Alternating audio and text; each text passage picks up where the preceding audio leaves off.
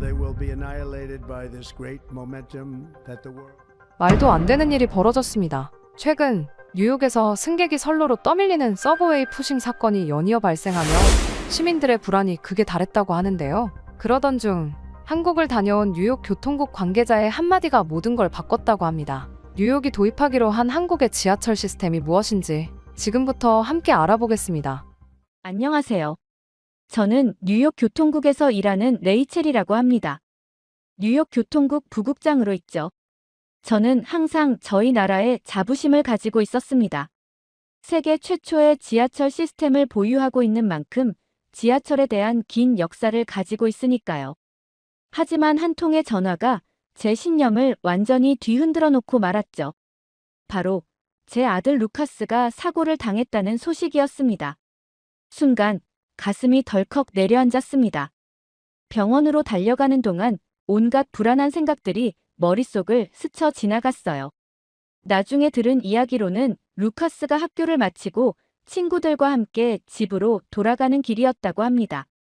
출근 시간만큼이나 혼잡한 저녁 러시아워, 플랫폼은 발 디딜 틈 없이 사람들로 가득 차 있었죠.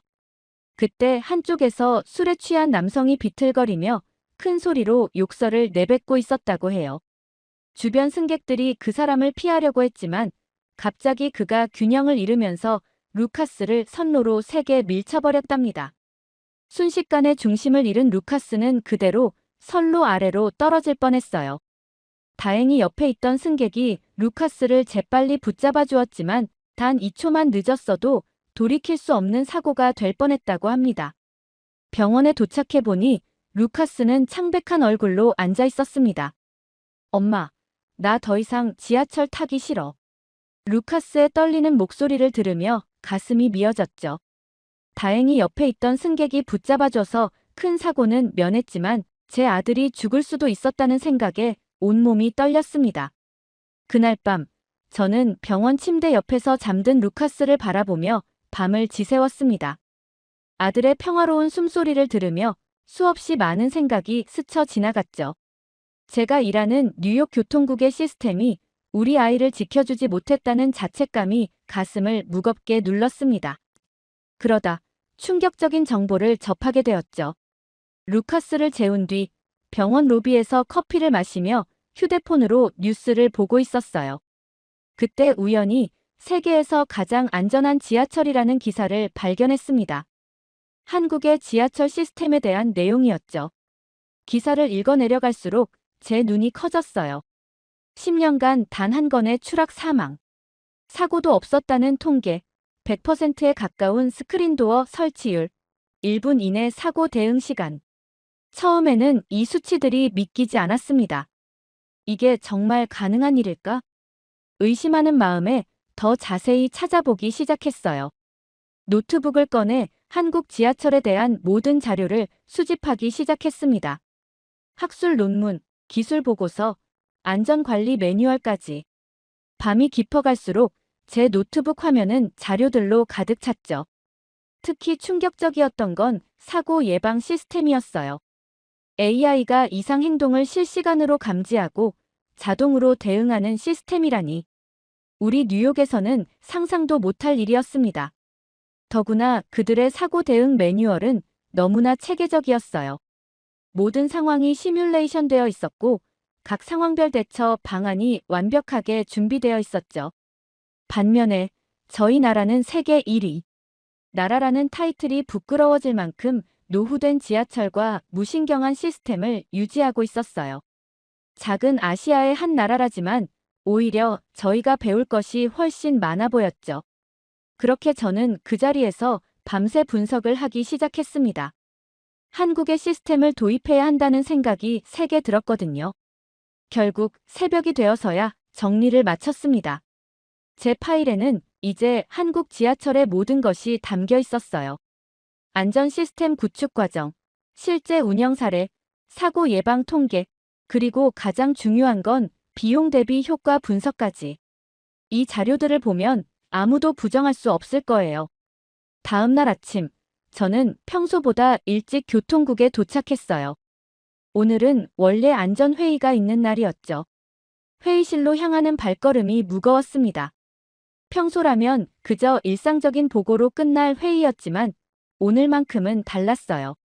회의실에 들어서자 익숙한 얼굴들이 보였습니다. 마크 피셔 국장을 비롯한 고위 관계자들이 자리에 앉아 있었죠.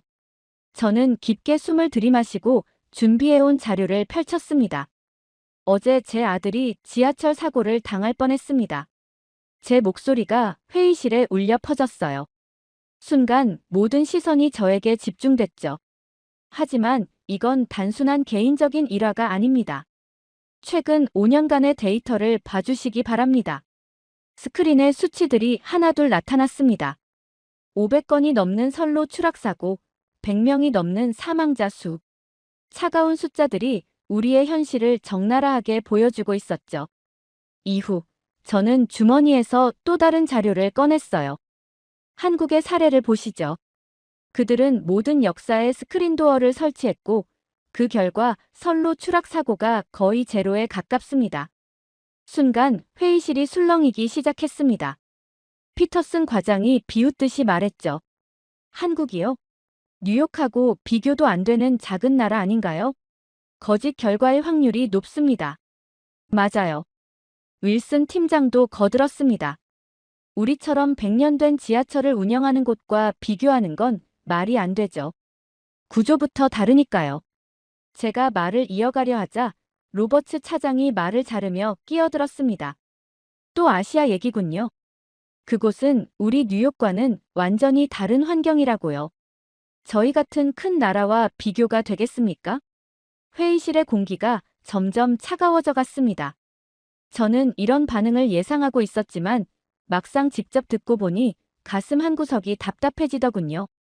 세계적인 대도시 뉴욕이 안전 문제에서만큼은 이토록 폐쇄적이라니. 하지만 저는 포기할 수 없었습니다. 어젯밤 병원에서 본 루카스의 떨리는 눈빛이 떠올랐거든요. 이건 단순히 제 아들만의 문제가 아니었습니다. 매일 지하철을 이용하는 수백만 뉴욕 시민들의 안전이 걸린 문제였죠. 회의는 결국 냉랭한 분위기로 끝이 났지만 제 마음속에서는 작은 불씨가 타오르기 시작했습니다. 이대로 물러설 순 없었어요. 더 구체적이고 실질적인 해결책을 찾아야 했습니다. 책상으로 돌아오는 발걸음이 무거웠지만 제 마음은 그 어느 때보다도 단단했습니다. 회의가 끝난 후 저는 사무실로 돌아와 컴퓨터 앞에 앉았습니다. 냉랭했던 회의실의 공기가 아직도 제 어깨를 무겁게 누르고 있었죠. 하지만 이대로 포기할 순 없었습니다. 모니터 화면에는 전 세계 지하철 시스템에 대한 자료들이 펼쳐져 있었어요. 깊은 한숨을 내쉬며 자료들을 하나하나 살펴보던 중 제 시선이 한 기사에 멈췄습니다. 세계에서 가장 안전한 지하철 시스템을 구축한 국가들 중 하나, 대한민국. 전문가들의 평가에 따르면 한국은 최첨단 안전 시스템과 완벽한 운영 체계를 갖춘 모범 사례로 꼽히고 있었죠. 기사를 읽어내려가면서 제 마음속에 하나의 생각이 자리 잡기 시작했죠. 직접 가봐야겠어요. 저는 결심했습니다. 책상 위 달력을 보며 출장 계획을 세우기 시작했어요. 물론 쉽지 않은 결정이었습니다. 루카스는 아직 병원에서 회복 중이었고 남편도 걱정스러워했죠. 다음 날 아침, 피셔 국장의 사무실 문을 두드렸습니다. 한국행 출장을 신청하고 싶습니다. 제 말에 피셔 국장은 펜을 내려놓고 의아한 눈길로 저를 바라봤어요. 레이첼, 당신도 어제 회의에서 다들 뭐라고 했는지 들었잖아요. 한국은 우리와 전혀 다른 환경이에요. 거기 가서 뭘 보겠다는 거죠? 직접 확인해보고 싶습니다. 제 목소리에는 강한 의지가 담겨 있었어요. 그들이 어떻게 이런 시스템을 구축했는지, 실제로 어떻게 운영되는지 말이에요. 피셔 국장은 한동안 아무 말도 하지 않았습니다. 그러다 천천히 입을 열었죠. 알았어요. 출장은 승인하겠습니다. 하지만 기대는 하지 마세요. 이건 시간 낭비가 될 거예요. 승인은 받았지만 교통국 전체의 분위기는 냉담했습니다. 복도를 지나칠 때마다 수군거리는 소리가 들렸어요. 저 바보 같은 짓을 보라니. 시간과 예산 낭비하는 걸 보면 답답해. 하지만 저는 개의치 않았습니다. 오히려 이런 반응들이 제 결심을 더 굳건하게 만들었죠. 출장 준비를 하면서 한국의 지하철 시스템에 대해 더 자세히 공부했어요. 서울 메트로와 연락을 주고받으며 방문 일정도 조율했습니다. 루카스가 퇴원하던 날 제 출장 소식을 전했어요. 엄마가 며칠 동안 한국이라는 나라에 다녀올 거야. 더 안전한 지하철을 만들기 위해서 꼭 가야 해. 루카스의 눈에는 불안감이 어려 있었습니다. 응, 꼭 가야 해. 저는 아들을 꼭 안아주었어요. 엄마가 돌아오면 더 안전한 지하철을 만들 수 있는 방법을 찾아올게. 약속할게. 출발 전날 밤, 저는 창밖을 바라보며 생각에 잠겼습니다. 뉴욕의 밤거리는 여전히 불빛으로 가득했죠. 수많은 사람들이 지하철을 타고 집으로 돌아가는 시간. 그들 모두가 안전하게 귀가할 수 있는 날이 올 때까지 저는 포기하지 않을 거예요. 다음 날 아침, 저는 JFK 공항으로 향했습니다. 14시간의 비행. 긴 여정이 될 것 같았지만 제 마음은 이상하리만치 가벼웠어요. 이번 출장이 무의미하다고 생각하는 사람들이 많다는 걸 알고 있었습니다. 하지만 전 믿고 있었어요. 이 여행이 뉴욕 지하철의 변화를 가져올 첫 걸음이 될 거라고. 비행기에 오르면서 마지막으로 한번 뉴욕 하늘을 올려다봤습니다. 이제 시작이에요. 더 나은 미래를 위한 첫 발걸음. 제 가방 안에는 루카스가 그려준 그림이 들어있었죠. 엄마, 안전한 지하철 만들어주세요. 이 약속은 꼭 지켜야만 했습니다. 14시간의 긴 비행 끝에 인천국제공항에 도착했습니다. 시차 때문에 몸은 피곤했지만 이상하게도 마음은 설렜어요. 입국 심사를 마치고 수화물을 찾은 후 저는 공항철도 방향으로 발걸음을 옮겼습니다. 처음 마주한 공항철도역은 제 예상을 완전히 뒤엎었어요. 뉴욕의 어두침침하고 낡은 역사와는 전혀 달랐습니다. 밝고 깨끗한 조명, 반짝이는 바닥, 그리고 무엇보다 플랫폼 전체를 감싸고 있는 투명한 스크린 도어가 눈에 들어왔죠. 저도 모르게 핸드폰을 꺼내 사진을 찍기 시작했습니다. 매끈한 유리벽을 따라 늘어선 스크린 도어는 마치 미래의 한 장면 같았어요. 그때 한 안내 요원이 다가왔습니다. 도움이 필요하신가요? 영어로 말을 건네는 그의 모습이 인상적이었죠. 뉴욕에서는 좀처럼 보기 힘든 광경이었으니까요. 열차를 기다리는 동안 플랫폼을 자세히 살펴봤습니다. 천장과 기둥 곳곳에 설치된 CCTV들이 실시간으로 승객들의 동선을 모니터링하고 있었고, 관제실에서는 24시간 내내 이 영상들을 감시한다고 하더군요. 디지털 안내판에는 열차 도착 시간이 정확하게 표시되어 있었고, 역무실의 모니터에서는 플랫폼 전체가 실시간으로 감시되고 있었어요. 이건 분명 보여주기식일 거야. 처음엔 그렇게 생각했습니다. 관광객이 많이 오는 공항철도니까 특별히 신경 쓴 거겠지 하고요. 하지만 이런 제 생각은 얼마 가지 못했어요. 열차가 들어오는 순간부터 달랐습니다. 스크린 도어가 열리자 승객들은 질서정연하게 옆으로 비켜서서 하차하는 사람들을 기다렸어요. 뉴욕에서 흔히 보던 서두르는 모습이나 밀치는 사람들이 없었죠. 차내 환경도 충격적이었습니다. 깨끗한 좌석, 선명한 안내방송, 그리고 무엇보다 안정감 있게 달리는 열차. 휴대폰을 보며 통화하는 승객들의 목소리에도 불안감이 없었어요. 뉴욕에서는 상상도 할 수 없는 광경이었죠.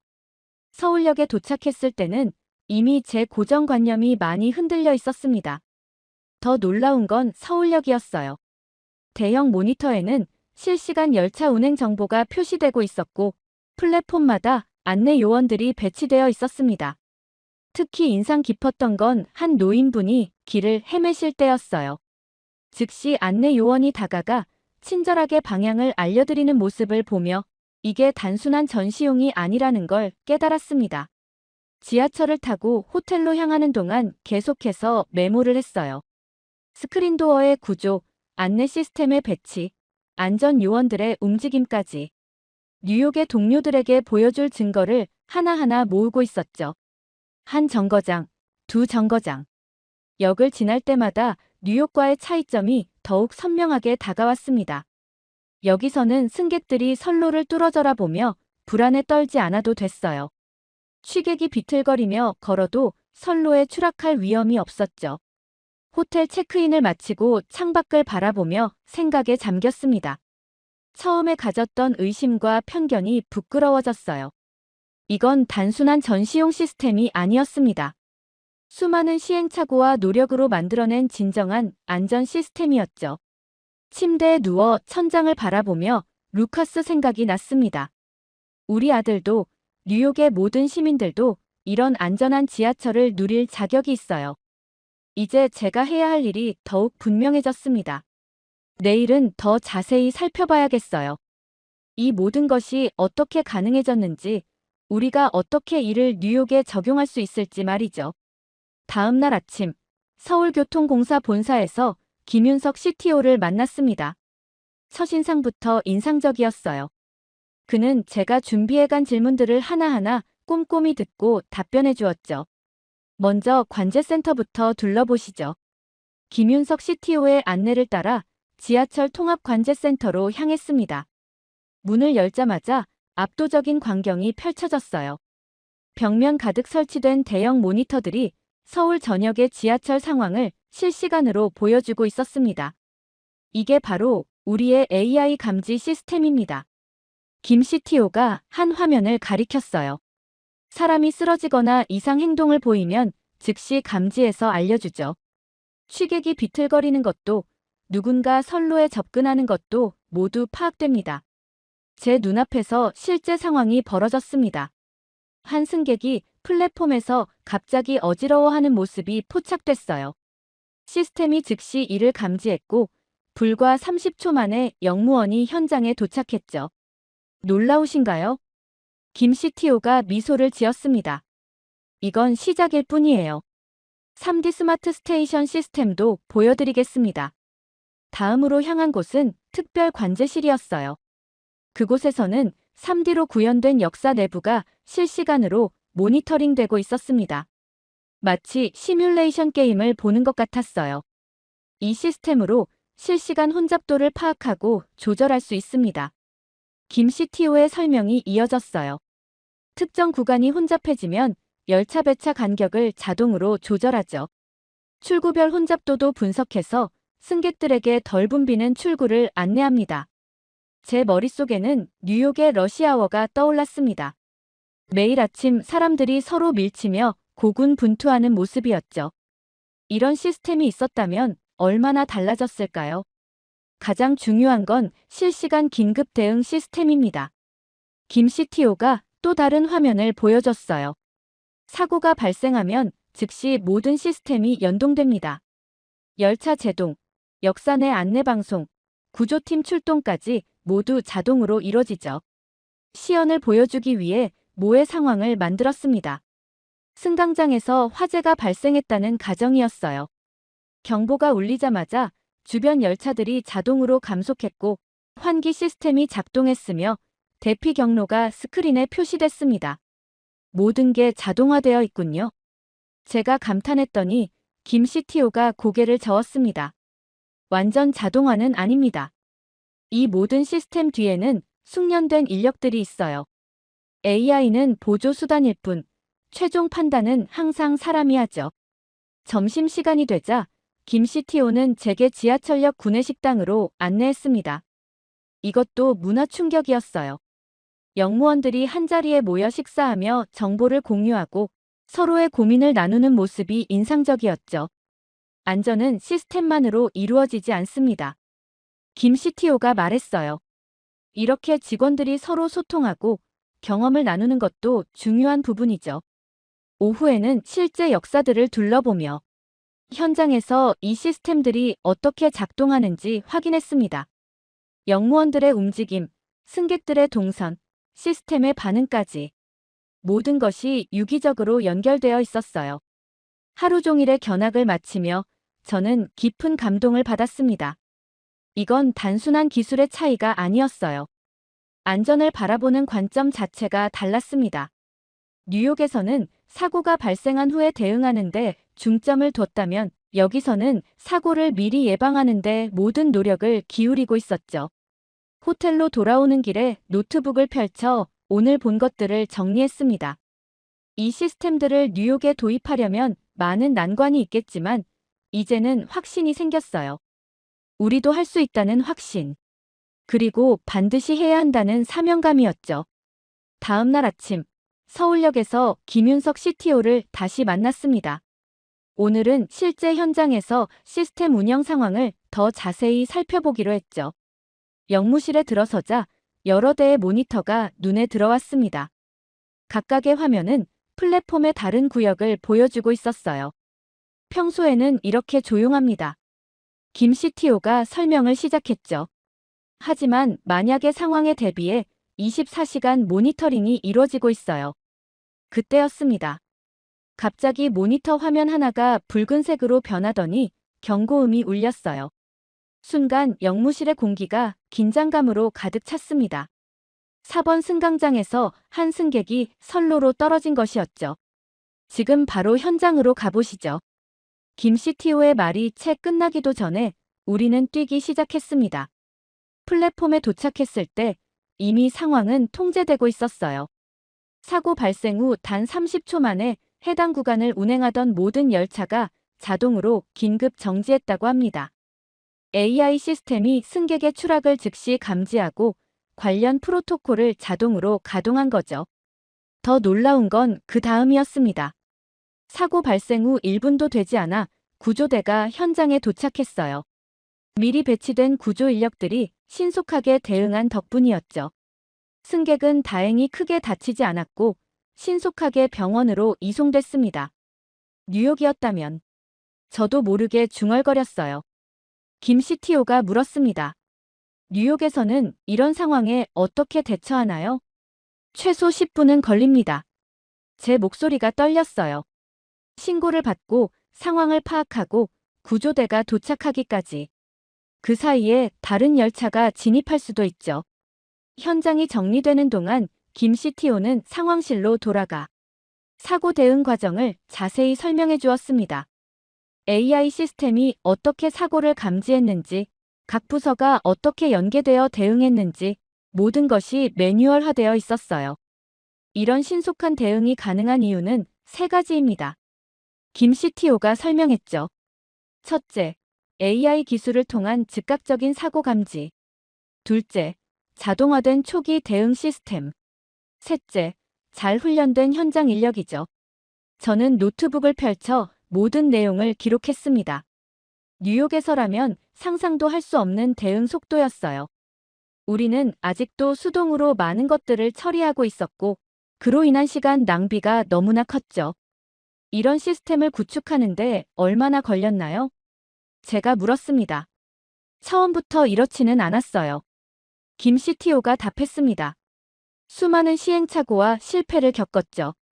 하지만 한 번의 사고도 용납할 수 없다는 원칙 아래 계속해서 시스템을 개선해 왔습니다. 그의 말을 들으며 루카스의 사고가 떠올랐어요. 만약 그때 뉴욕 지하철에 이런 시스템이 있었다면 제 아들은 그런 공포를 겪지 않았을 거예요.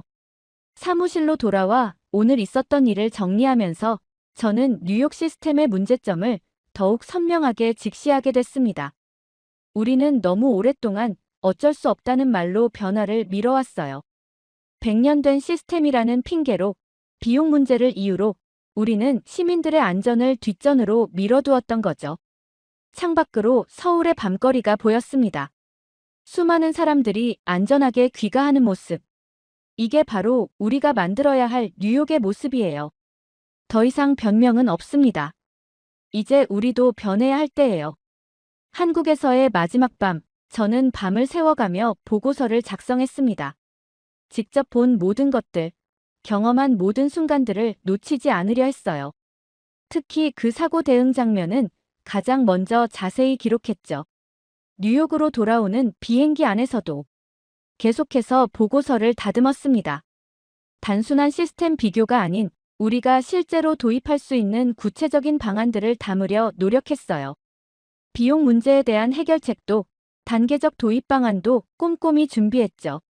JFK 공항에 도착하자마자 곧장 교통국으로 향했습니다. 평소와 다름없이 복잡한 지하철을 타고 가면서 이제는 모든 게 달리 보였어요. 스크린도어 하나 없는 승강장, 끊임없이 울리는 각종 경보음, 불안하게 서 있는 승객들. 이 모든 것들이 이제는 바뀌어야 할 대상으로 보였습니다. 교통국에 도착하자마자 긴급회의가 소집됐어요. 피셔 국장을 비롯한 고위 관계자들이 모두 모였습니다. 제가 준비한 보고서를 나눠드리며 발표를 시작했죠. 한국의 지하철 시스템은 우리가 생각했던 것 이상입니다. 프레젠테이션 화면에 한국의 시스템 사진들이 하나씩 떴어요. 단순한 시설의 차이가 아닙니다. 안전을 바라보는 관점 자체가 다르죠. 보고서에는 제가 본 모든 것이 담겨 있었습니다.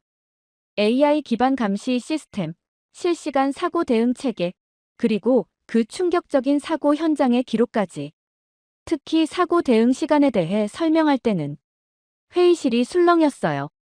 30초 만에 열차 정지, 1분 안에 구조대 도착이라고요? 톰슨 부장이 믿기지 않는다는 듯 물었습니다. 하지만 피셔 국장의 표정은 여전히 부정적이었어요. 레이첼, 당신도 알잖아요. 뉴욕은 특수한 상황이에요. 우리는 세계에서 가장 오래되고 복잡한 지하철 시스템을 가지고 있죠. 이런 변화는 현실적으로 불가능합니다. 그때였어요. 제 안에 있던 무언가가 폭발했습니다. 그럼 우리는 계속 이대로 있어야 한다는 건가요? 목소리가 떨렸지만 단호했죠. 제 아들이 겪은 사고를 아시죠? 그건 우연이 아니었어요. 우리 시스템의 허점이 만든 필연적인 결과였습니다. 회의실이 조용해졌어요. 저는 계속해서 말을 이어갔습니다. 매일 수백만 명의 시민들이 우리 지하철을 이용합니다. 그들 모두가 잠재적인 피해자가 될 수 있어요. 이대로 방치할 순 없습니다. 놀랍게도 윌슨 팀장이 먼저 입을 열었습니다. 레이첼 말이 일리 있습니다. 우리도 변화가 필요한 시점 아닐까요? 피터슨 과장도 고개를 끄덕였어요. 단계적으로라도 시도해 볼 만하지 않을까요? 적어도 사고가 자주 발생하는 역부터라도. 회의실의 분위기가 조금씩 바뀌기 시작했습니다. 로버츠 차장은 구체적인 예산 검토를 제안했고 존슨 부장은 시범 사업 가능성을 언급했어요. 하지만 피셔 국장은 여전히 완강했습니다. 비용이 문제가 아닙니다. 뉴욕의 현실을 보세요. 우리는 24시간 운영되는 시스템이에요. 공사 자체가 불가능합니다. 그래서 준비했습니다. 제가 다음 자료를 펼쳤어요. 한국의 엔지니어들이 제안한 야간 공사 방안입니다. 24시간 운영을 유지하면서도 단계적으로 시스템을 개선할 수 있는 방법이죠. 회의는 예상보다 길어졌습니다. 치열한 논쟁이 이어졌지만 분위기는 분명 달라지고 있었어요. 더 이상 변화가 불가능하다는 의견은 소수가 되어가고 있었죠. 회의가 끝나고 사무실로 돌아오는 길에 몇몇 동료들이 다가와 지지를 표명했습니다. 당신 말이 맞아요. 우리도 변해야 해요. 그들의 말에 눈시울이 붉어졌어요. 드디어 변화의 바람이 불기 시작한 것 같았습니다. 그로부터 한 달 후, 교통국은 획기적인 결정을 내렸습니다. 주요 역사 5곳에 시범적으로 스크린도어를 설치하기로 한 거예요. 맨해튼의 가장 혼잡한 역사들이 우선 선정됐죠. 42번가 그랜드 센트럴역, 타임스퀘어역, 펜실베이니아역, 유니온 스퀘어역, 그리고 제 아들이 사고를 당했던 그 역이었습니다. 드디어 변화가 시작된 거예요. 한국의 엔지니어들이 뉴욕을 방문했을 때 저는 가슴이 뭉클했습니다. 그들은 우리의 100년 된 시스템을 꼼꼼히 살펴보며 해결책을 제시해 주었어요. 충분히 가능합니다. 김윤석 CTO의 말에 피셔 국장의 표정이 조금씩 누그러졌죠. 야간 공사로 진행하면 24시간 운영에도 지장이 없을 겁니다. 첫 번째 공사가 시작된 날, 저는 현장을 지켜봤어요. 한밤중에 시작된 공사 현장은 마치 거대한 수술실 같았습니다. 한국과 뉴욕의 엔지니어들이 함께 일하는 모습이 인상적이었죠. AI 기반 모니터링 시스템도 일부 도입되기 시작했어요. 처음에는 직원들이 새로운 시스템 적응에 어려움을 겪었지만 한국 기술진의 체계적인 교육 덕분에 빠르게 안정화되어 갔습니다. 변화는 생각보다 빨리 찾아왔어요. 첫 번째 스크린도어가 설치된 42번 가역에서는 설치 첫 주 만에 3건의 안전사고를 예방했다는 보고가 있었습니다. 시민들의 반응도 달라지기 시작했어요. 이제야 뉴욕다워졌네요. 한 시민이 말했죠. 왜 진작 이런 시설을 설치하지 않았는지 의문이에요. 저는 매일 현장을 다니며 변화를 기록했습니다. 처음에는 회의적이었던 동료들도 이제는 적극적으로 의견을 제시하기 시작했어요. 다음은 우리 구역 역사를 개선했으면 좋겠어요. 이 구간에도 AI 시스템이 필요해요. 뉴욕이 변하고 있었습니다. 3개월이 지났을 때 첫 번째 통계가 나왔습니다. 시범 운영 중인 5개 역사에서 안전사고 위험이 90% 이상 감소했다는 놀라운 결과였어요. 피셔 국장도 이제는 다음 단계 확대를 검토하기 시작했습니다. 레이첼, 당신이 해냈네요. 피셔 국장이 제게 말했어요. 처음에는 제가 너무 완고했던 것 같습니다. 하지만 가장 감동적인 순간은 따로 있었습니다. 어느 날 아침, 루카스가 제게 말했어요. 엄마, 나 오늘 친구들이랑 지하철 타고 학교에 가볼까 해요. 순간 가슴이 덜컥 내려앉았지만 루카스의 눈빛은 달랐습니다. 예전의 공포에 질린 모습이 아닌 자신감 있는 표정이었어요. 저는 루카스와 함께 역으로 향했습니다. 새로 설치된 스크린도어를 보며 루카스가 말했죠. 엄마가 이거 만드는 거 도와줬다며. 멋있어요. 플랫폼에 서서 루카스를 배웅하는 동안 지난 시간이 주마등처럼 스쳐 지나갔어요. 한국으로의 출장, 끝없는 회의와 설득, 그리고 마침내 이뤄낸 변화까지. 열차가 도착하고 루카스가 안으로 들어갔습니다. 스크린도어가 부드럽게 닫히는 소리가 들렸어요. 루카스는 창가에 서서 제게 손을 흔들었고 그 미소는 제가 본 것 중 가장 밝은 것이었습니다. 사무실로 돌아오는 길에 깊은 감동이 밀려왔어요. 이건 단순한 시설 개선이 아니었습니다. 우리의 미래를 바꾸는 첫걸음이었죠. 앞으로도 갈 길이 멀지만 이제 우리는 올바른 방향으로 나아가고 있었습니다. 제 책상 위에는 다음 단계 계획안이 놓여 있었어요. 한쪽에는 김윤석 CTO가 보내온 격려 메일도 있었죠. 저는 잠시 생각에 잠겼습니다. 만약 그때 한국행을 결심하지 않았다면, 만약 한국의 도움이 없었다면 우리는 아직도 제자리 걸음을 하고 있었겠죠. 고맙습니다, 한국. 저도 모르게 작은 목소리가 나왔어요. 세계 최고의 기술과 시스템을 아낌없이 나눠준 한국. 그들의 도움이 있었기에 우리의 변화가 가능했습니다. 이제 시작이에요. 모든 뉴욕 시민들이 안전하게 지하철을 이용할 수 있는 그날까지 우리의 변화는 계속될 겁니다. 그리고 언젠가는 우리도 한국처럼 다른 도시들의 롤모델이 되는 날이 오겠죠.